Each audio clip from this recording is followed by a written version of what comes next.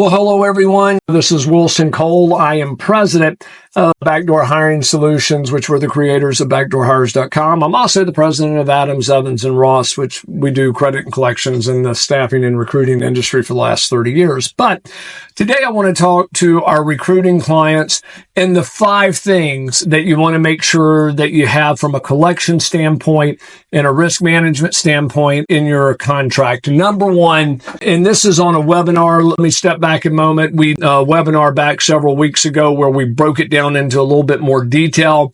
This video I created for anyone that was not able to attend that webinar and go through it, but keep an eye out on social posts or on emails where we're going to be redoing this video in length. But for the recap, the 5 things that I want to see on a recruiting contract is, number 1, turn it into a contract, not a sales letter. I cannot tell you how many times we talk to the client, say, well, do you have a contract? They say, sure. They send it over to us. And it basically says, we're going to do this, and this, and this.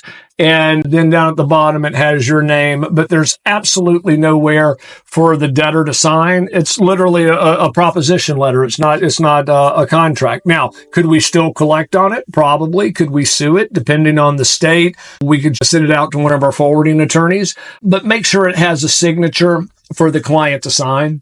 Number 2, make sure you get the contract signed. You know, one of the things that one of the major franchises used to do is they would have wording in their agreement that said something along the lines of, if we present this candidate and you hire them, or acceptance of these candidates, show that you agree with our agreement. And I'm thoroughly convinced that the attorney that wrote that up probably wanted that to be a fallback position. I can't understand from a collection standpoint why that would have been his keep all, because in some states, the Supreme Courts have ruled if you don't have a signed agreement, you do not have an agreement. It's a great fallback position if you don't get it signed, but get it signed, because the best analogy I can give you is one of our staff attorneys, Samantha Vincent, once told a client, I happen to be within earshot, and it's like, consider that statement stolen. I'm going to use it, is if you were about to get married tomorrow and you sent over a prenup over to your spouse-to-be,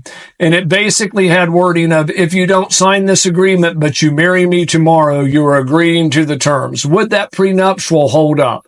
I think everybody's kind of chuckling and going, oh, heck, you know, the celebrities that are making the news are getting sued left and right when there is a signed agreement. So everybody knows the answer to that. Treat your agreement as almost as a prenuptial. Get it signed. So have a signature spot and get it signed. The third thing that you want to have in there is that you have the ability to charge late fees, collection fees, attorney's fees, and things along those lines. Now, be very careful. We did a webinar not too long ago where there's a new trend where it's 10% a month late fee and things on those lines. And I can tell you in some states that's going to get you into usury. I'm not going to drill down too far into it, but take a look at a webinar, consult with your local attorney. But once you start getting into high interest rates, loan sharking rates start kicking in. But you want to be able to have that they agree to pay reasonable attorney collection fees and things along those lines.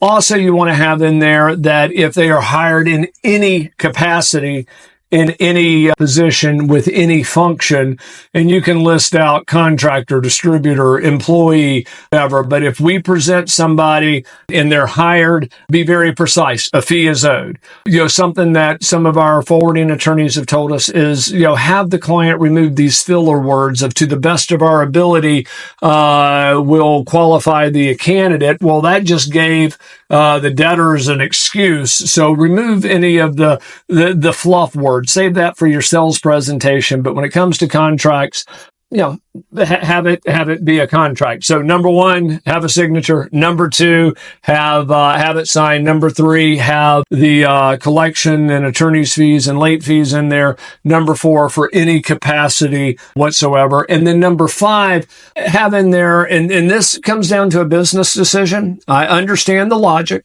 and I tell all of our clients, I'm only going to come at it from a collection standpoint. I'm not going to come at it from a business standpoint. I'm not going to come at it from a legal standpoint. But from a collection standpoint, money back or prorated guarantees are problematic. But take a look at it. If you make 10 placements and you say, you know, Wilson, if I didn't have the money back guarantee in there, I'd only make 5.